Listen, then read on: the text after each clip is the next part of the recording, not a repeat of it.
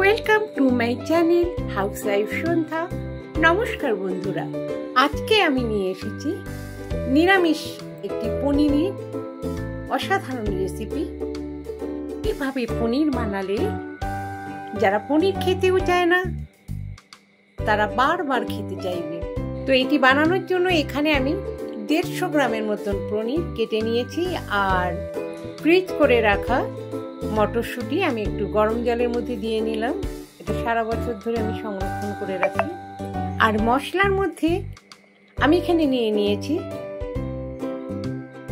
তিল, আর এখানে কিশমিশ, আর এখানে কাজু, আর একটু আদার টুকরো নিয়েছি, আর নিয়েছি এখানে গোলমরিচের গুঁড়ো, কস্তুরি মেথি পাউডার, আর এখানে চিনি নিয়েছি, নুন নিয়ে নিয়েছি।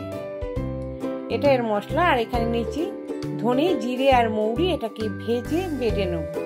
তো আমার কাছে এটা তৈরি করাই থাকে, তো মশলাটা আমি দেখাবার জন্য এখানে নিয়েছি।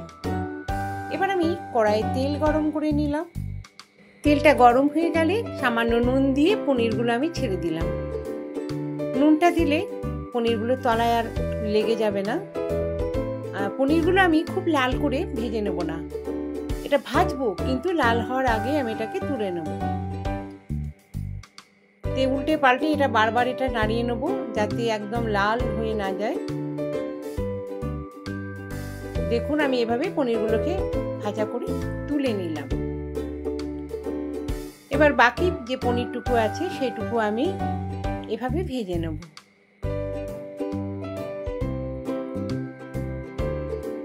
হালকা করে আমি এটা নেড়ে দেবো, নেড়ে আমি উল্টে পাল্টে যাতে কালার না আসে, এইভাবে পনিরটা ভাজাও হবে অথচ কালার আসবে না, সেইভাবে এটাকে ভেজে আমি তুলে নেব।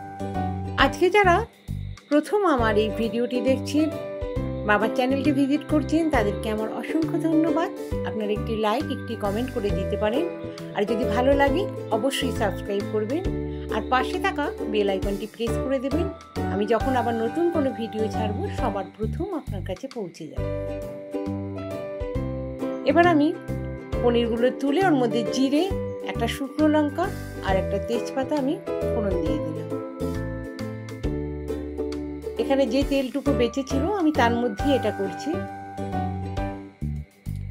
এবার সুন্দর একটা গন্ধ বেরিয়ে আসলে ফোড়নের, তখন আমি এর মধ্যে মটরশুঁটিটা দিয়ে নেব। তো মটরশুঁটি দেওয়ার সাথে সাথেই এটা ছিটে যাচ্ছে, তা আমি একটু হালকা নেড়েই আমি সঙ্গে সঙ্গে এর মধ্যে যে পেস্টটা করে রেখেছিলাম তিল, আদা, আর রয়েছে ওর মধ্যে কিশমিশ, আর রয়েছে ওর মধ্যে কাজু, এটাকে আমি দিয়ে দিলাম। আর সামান্য ওর মধ্যে আন্দাজ মতো নুন দিয়ে নিলাম। এবার মশলাটাকে আমি একটু কষিয়ে নেব, যে তিলের একটা সুন্দর একটা গন্ধ বেরিয়ে আসবে। তো এর মধ্যে কাজুটা আপনারা দিতেও পারেন, নাহলে নাও দিতে পারেন, কিন্তু এটা তিলের গন্ধটা আসবে এটাতেই এটা খুব ভালো হয়। তো আমি কাজুও দিয়েছি যাতে গ্রেভিটা খুব সুন্দর হয়, একটা আঠালো টাইপের হয়। যারা ফেসবুক থেকে আমার এই ভিডিওটি দেখছেন তাদের কাছে একটু ফলো করার অনুরোধ রইল। এবার মশলাটা খুব ভালো করে এটা কষেছে। এর মধ্যে আমি দিয়ে দিলাম গোলমরিচের গুঁড়ো। এখানে আমি কোনো লঙ্কা বাটা বা কাঁচা লঙ্কা পেস্ট কিছুই দেবো না, গোলমরিচের গুঁড়োটাই এখানে দিলাম। আর দিয়ে দিলাম আমি 1 বাটি দুধ। এই দুধটা জাল দেওয়া দুধ, আর এটা গরুর দুধ।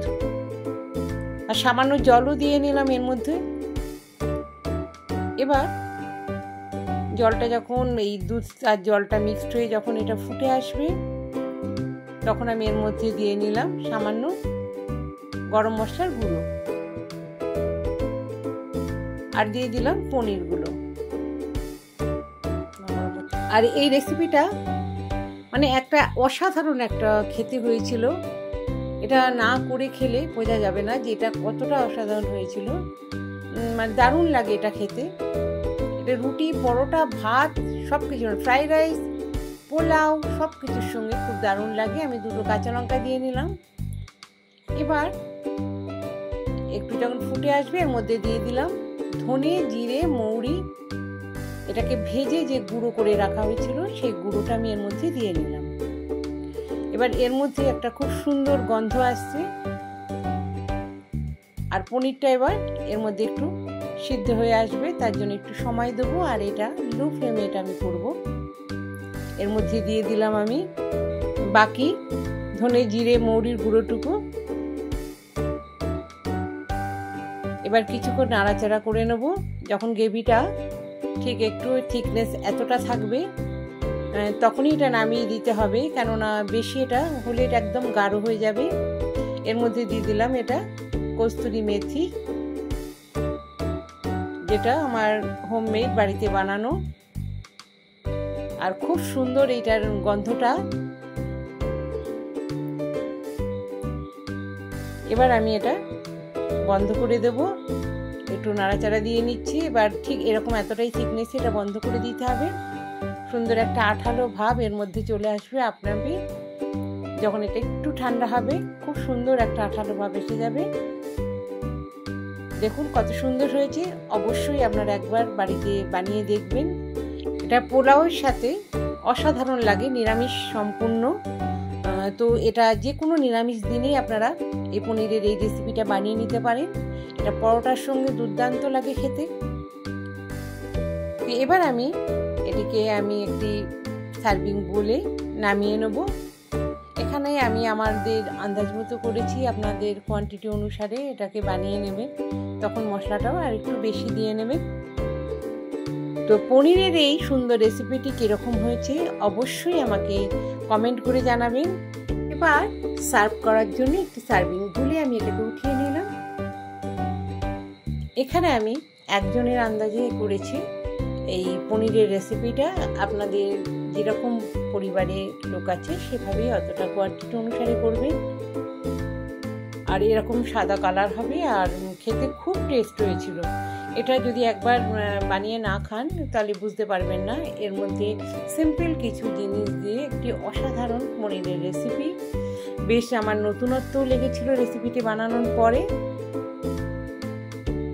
আর আপনারা যে যেখান থেকেই দেখছেন আমার এই রেসিপিটি, তাদেরকে আমার অসংখ্য ধন্যবাদ, অফুরন্ত ভালোবাসা। আজকের মতো এখানে আবার আসবো আমি নতুন কোনো ভিডিও নিয়ে আপনাদের সামনে।